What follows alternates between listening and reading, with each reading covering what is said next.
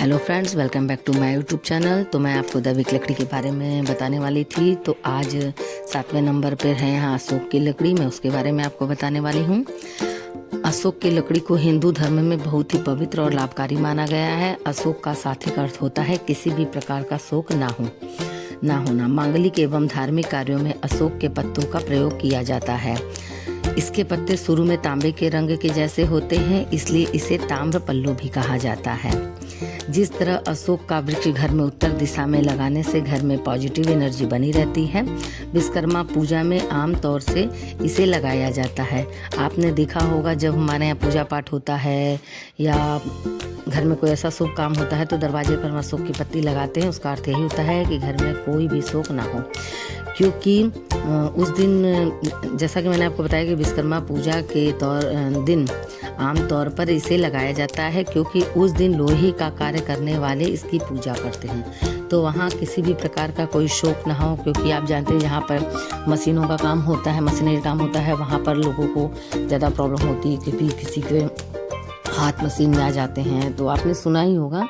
तो इसीलिए उन जगहों पर ख़ास तौर से अशोक के पत्तों का उपयोग किया जाता है जहाँ पर ऐसे खतरे ज़्यादा होते हैं। जैसा कि इसके नाम से ही पता चलता है कि ये पौधा शोक यानी दुख को अपने अंदर सोख लेता है, जिससे सभी नकारात्मक ऊर्जाएं दूर हो जाती हैं।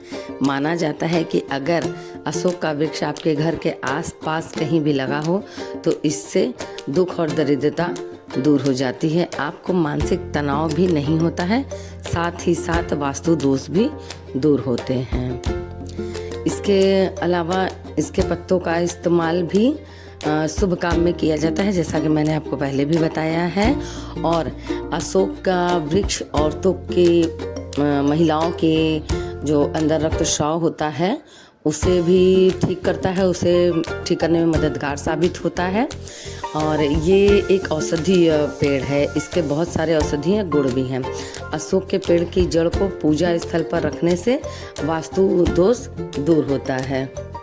इसके साथ ही यह भी मान्यता है कि अशोक के पौधे को घर के अंदर नहीं लगाना चाहिए, लेकिन अगर आप इस वृक्ष को घर के दरवाजे के बाएं कोने में लगाते हैं